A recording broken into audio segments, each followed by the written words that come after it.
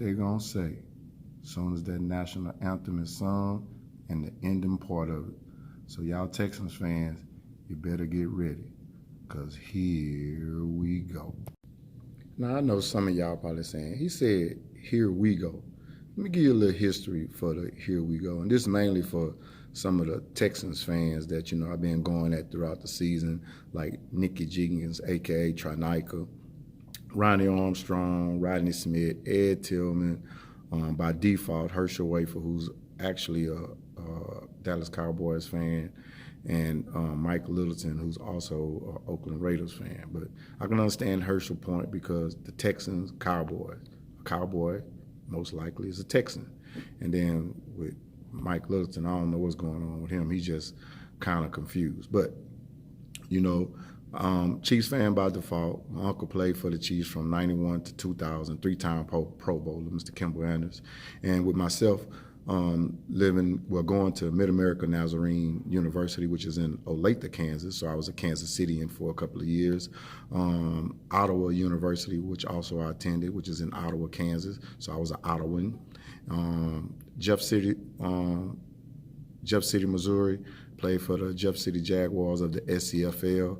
And then after I got traded to the Springfield Rifles, which is in Springfield, Missouri. So, I have some ties in Kansas City. So big shout out to the Chiefs fans. Know y'all gonna get the dub. We gonna get the dub, I should say. So that's gonna be a very, very interesting game. Man, I wish they would have kept the tomahawk chop. I guess the Native Americans found that to be offensive, because, back in the days, you used to be going, oh. But y'all Texans not ready for that. So get ready to hear that war drum. That's what's coming, the war drum. Kansas City. Houston got there by barely beating Buffalo in overtime.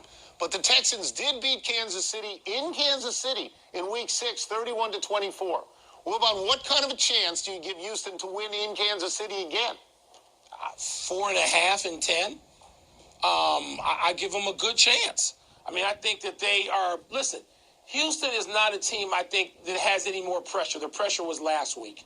They're going on the road this week. Everybody's talking about Kansas City and Patrick Mahomes and what the Chiefs can do. And the Chiefs like the best team for the next 3 years, blah, blah, blah, blah, blah. Right. And I think that suits Houston better than being, a favorite last week, to be honest with you. So I give them a pretty good chance, Tony, but I, too, will take Kansas City in this game. I like Kansas City because they've won 6 in a row, and in those 6 games, they've allowed only 11.5 points per game. And Houston does not have a big scoring offense. But if you want to go the other way, let's talk about Andy Reid in the playoffs for a second, because he's 12-14 overall. He got to the Super Bowl once in Philadelphia, and since then he's 5-9 in the playoffs. He's 2-5 in Kansas City in the playoffs, and 1-3 at home in Kansas City in the playoffs. So if you want to take the other team based on the fact that Andy Reid can't win in the playoffs, you can make that case. I'm going with Kansas City, but I can see the other side.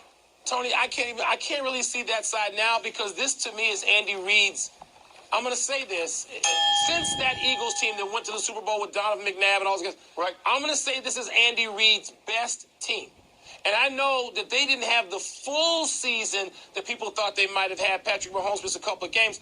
But I think coming into this point, this is the best team Andy Reid's had in a while, a lot of years. I think he's got the best player in football. I think Mahomes is the best player in football. You can talk about Lamar Jackson, Deshaun Watson, a bunch of other guys. I think Patrick Mahomes is the best guy. I do. Well, the game that excites me the